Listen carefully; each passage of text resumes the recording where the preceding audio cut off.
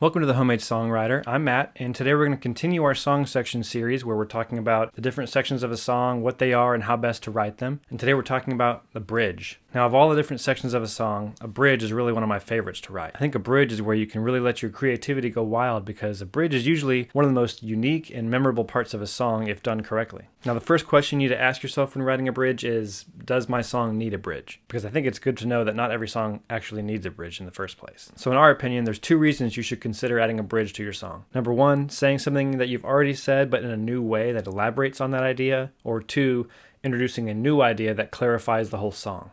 So for example, Ben Rector has a song called Old Friends, and the whole song is about how much he values his old friends, but then he hits the bridge, which says, I've got some good friends now, but they've never seen my parents' back porch. I wouldn't change how things turn out, but there's no one in this time zone who knows what inline skates that I wore. So I think he's using a nice contrast in this bridge, because the main idea, like I said, is how much he values his old friends. So there's a contrast between the new idea, new friends are great, but he still clarifies the source idea, which is, but there's nothing like old friends. So you'll have to decide for yourself whether or not your song needs a bridge, but when you do come to write a bridge, let the creativity go wild. You can use the same chords you've been using in the chorus or a verse, or you can use totally new chords and totally change up the musical idea, the musical phrasing of that section. One other thought to have on your mind when writing a bridge is to make sure that you're still segueing back into whatever section's coming next. Typically I'll go from like a big chorus to the bridge to a smaller chorus, or sometimes people go from a chorus to a bridge to like a really low verse back into a chorus. But either way, your bridge is exactly what it's called, a bridge between two sections. So make sure you're able to transition smoothly from one section into the bridge and then out of the bridge to whatever new section you're going to. And that transition needs to make sense both musically and lyrically. And the last tip I have for you when writing a bridge is that it doesn't necessarily have to have lyrics. Sometimes just having a solo instrument or a musical section is what the song needs. For example, my song Wedding Rings, which I've rewritten on this channel, has a musical bridge with a guitar solo. And I think that works well because I didn't really need to restate the main idea of the song. I didn't have any new idea to bring in to clarify the song, but I still wanted to have some kind of space for the listener to be able to reflect. And so a musical bridge serves that purpose really well.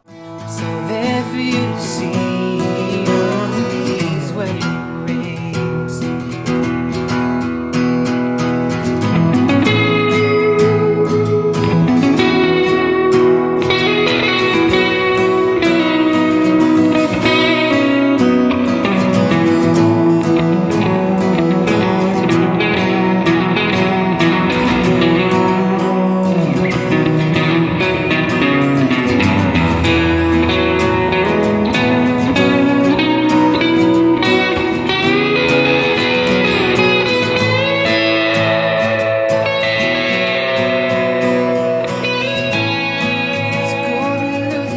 That's how I think about writing a bridge. If you have any tips for writing a bridge, feel free to drop those in the comments. And lastly, if you need some resources for your songwriting, we've got two in the description. One's a chord progression cheat sheet, and one's 30 songwriting prompts to jumpstart your creativity. Download those. They're totally free. I think they're going to be a big help to you. But that's it for this one. Keep writing, and we'll see you in the next one.